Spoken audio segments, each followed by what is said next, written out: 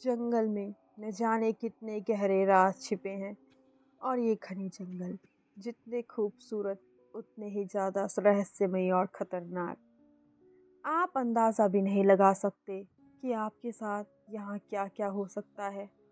जिस घटना के बारे में हम बात करने जा रहे हैं वो जेम्स नामक शख्स के साथ 2002 में हुई थी।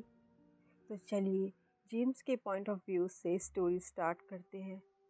मेरा नाम जेम्स है। जब ये घटना मेरे साथ हुई थी तब मेरी उम्र सिर्फ 24 साल थी। मुझे गर्मियों के मौसम में एज अ पार्क रेंजर एक टावर पर भर्ती किया गया था, स्टेट पार्क में। मैं एक फायर लुकआउट पर था। मेरी जॉब सबसे बड़े जंगल में लगी थी जो कि पैसिफिक नॉर्थ ईस्ट में था। आज मेरा पहला दिन था और मैं काफ़ी खुश था कि अब मैं फाइनली फुली खुद पर डिपेंडेंट रह सकता था।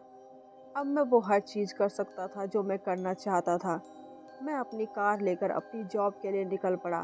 बीच में मुझे बहुत तेज़ भूख लगी थी तो मैंने सोचा क्यों ना एक रेस्टोरेंट में रुककर अपना फेवरेट बर्गर खा लिया जाए।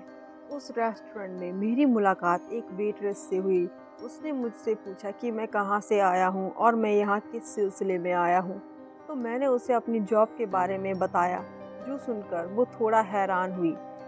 मैंने उससे पूछा कि क्या हुआ तो उसने कहा कुछ नहीं। जिसके बाद वहाँ मेरी बाकी लोगों से भी थोड़ी बहुत बातें हुई और एक बूढ़े आदमी ने मुझे बताया कि जिस जगह मैं जा रहा हूँ वो बहुत ही खतरनाक जंगल है। वहाँ पर कैंपिंग पर आए लोग अक्सर गायब हो जाते हैं और फिर उनका कभी कुछ पता नहीं चलता। ये सब सुनकर मुझे थोड़ा अजीब तो लगा पर मैंने ज़्यादा ध्यान नहीं दिया और बर्गर खाने के बाद वहाँ से चला गया। और लगभग रात के 8 बजे तक मैं पार्क में पहुंच चुका था और मेरी मुलाकात सैम से हुई, जिससे मैंने थोड़ी देर बात की। और उसने कहा, ओह तो तुम हो वो नए लड़के। वो अलग ही लहजे में ये बोल रहा था पर वो एक शांत और नॉर्मल बंदा था। उसके बाद उसने मुझे टावर की चाबी दी और जाने से पहले उसने मुझे वार्निंग दी कि नॉर्थ की तरफ कभी मत जाना। नॉर्थ की तरफ मत जाना, इसका क्या मतलब हुआ? मैंने ज़्यादा ना सोचते हुए चुपचाप वहाँ से चले जाना ही ठीक समझा। फिर मैं कार लेकर जंगल की तरफ पहुँचा और रात के 11:30 बजे तक मैं टावर की जगह पर पहुँच चुका था। वो टावर बहुत बड़ा और काफ़ी ऊंचाई वाला था। मैं सीढ़ियों से होते हुए टावर के अंदर पहुँचा। तभी मुझे रेडियो से एक अनजान शख्स की आवाज़ आई और उसने मुझे अपना नाम टॉमी बताया। उसकी ड्यूटी टावर 12 में थी और मेरी टावर 11 में। उसने मुझे कहा कि जो भी टावर लुकआउट पर ड्यूटी पर होते हैं उन्हें रिकॉर्ड सबमिट करना पड़ता है और उनका मेन काम जंगल को आग से बचाना है। अपना सारा काम ख़त्म करने के बाद मैं सोने चला गया। मेरी पहली रात बिल्कुल नॉर्मल गुजरी। मेरे साथ कुछ भी अजीब नहीं हुआ। दूसरे दिन शाम के वक्त मैं आराम से कॉफ़ी पीते हुए टावर से जंगल का खूबसूरत नज़ारा देख रहा था और सनसेट होते हुए देख रहा था। तभी मुझे रेडियो पर टावर 12 से टॉमी का मैसेज आता है कि कोई ग्रुप इल्लीगली जंगल में कैंपिंग कर रहा है। और क्योंकि मेरा काम ही जंगल को आग से बचाना है तो मैं चेक करने के लिए चला गया।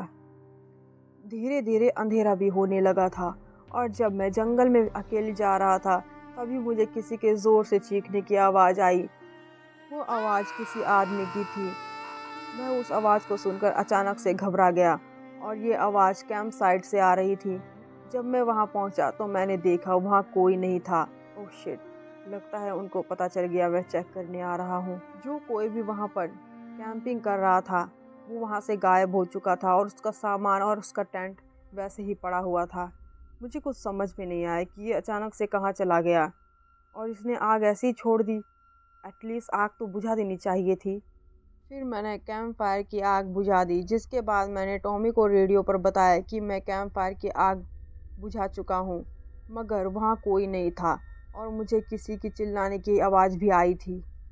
टॉमी ने मुझसे कहा कि हो सकता है वो किसी जानवर की आवाज़ हो। वैसे कई बार कैंपिंग पर आए लोग अक्सर लापता हो जाते हैं, लेकिन ये सब सिर्फ एक अफवाह है। जेम्स, तुम इतना ज़्यादा मत सोचो। मैंने भी उसकी बात में हामी भरी और कहा, ठीक है टॉमी। जिसके बाद रिपोर्ट तैयार करने के बाद मैं सोने चला गया। लेकिन अचानक मेरी एक आवाज़ से नींद टूट गई। मेरी नींद बहुत कच्ची है, छोटी से छोटी आवाज़ से भी वो टूट जाती है। मैंने अपनी आंखें खोली। मैं आधी नींद में था, लेकिन मैं अपने रूम के अंदर की परछाई देख पा रहा था, एक अजीब सी परछाई। जिसके बाद मुझे कुछ आवाज़ भी सुनाई दी। उस वक्त रात के 2 बज रहे थे। वो आवाज़ दरवाजे के बाहर से आ रही थी। मैंने जब खिड़की से देखा तो वो कोई नकाबपोश आदमी था, जिसने अजीब सा ब्लैक गाउन पहना था और उसके नकाब में पेंटाग्राम भी बना हुआ था, जो कि ब्लैक मैजिक का सिंबल होता है। मैं खिड़की के पास चुपचाप बैठा हुआ था और उस आदमी को देखने लगा। शायद उसको अंदाज़ा नहीं हुआ कि मैं उसको देख चुका हूँ। मन कर रहा था कि उसको पकड़ के पीट दूँ, पर वो काफ़ी तगड़ा आदमी था और मुझे नहीं लगता था मैं उसे हरा पाता। मैं उसके जाने का इंतज़ार करने लगा। जैसे ही वो वहाँ से नीचे चला गया, मैं बाहर आया और मैंने देखा कि उसने वहाँ एक जानवर की खोपड़ी रखी है और वहाँ कुछ मोमबत्तियाँ भी लगा रखी थी। उस जानवर के सर पर भी पेंटाग्राम सिंबल बना हुआ था और देखकर ही पता चल रहा था वो खून बहुत ही ज़्यादा ताज़ा था। ये क्या बकवास है, मैंने कहा। मैंने टॉमी को रेडियो पर कांटेक्ट किया और उसको बताया, हे टॉमी, यहाँ पर किसी ने मेरे दरवाजे के बाहर एक जानवर की खोपड़ी रखी हुई है। और फिर टॉमी ने कहा, डरो मत जेम्स, ये कैंपिंग में आए कुछ बच्चों की शैतानी होगी, तुम इस पर ज़्यादा ध्यान मत दो। जिसके बाद मैं भी सो गया। अगली रात 8:30 बजे के करीब मैंने देखा किसी ने आसमान में फ्लेयर गन चलाई।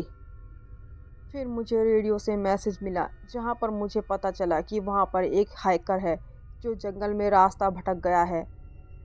तो मैंने उसको रेडियो के थ्रू सही डायरेक्शन बताई और उसको जंगल से बाहर जाने का रास्ता बता दिया। लेकिन फिर उस हाइकर ने मुझसे एक अजीब बात कही। उसने मुझसे कहा, हे, मैंने तुम्हें देख लिया है और तुम पेड़ के पीछे से मुझे सीटियां मार रहे हो। मैं ये सुनकर चौंक गया। मैं उस हाइकर को डराना नहीं चाहता था, पर मैंने उसे कहा कि वो मैं नहीं हूँ, मैं तो अपने केबिन में हूँ।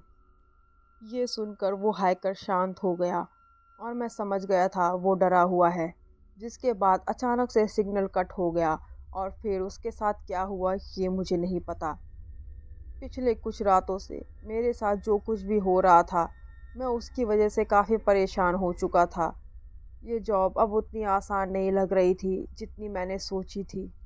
फिर शाम के 7 बजे किसी ने मेरे केबिन के दरवाजे पर दस्तक दी।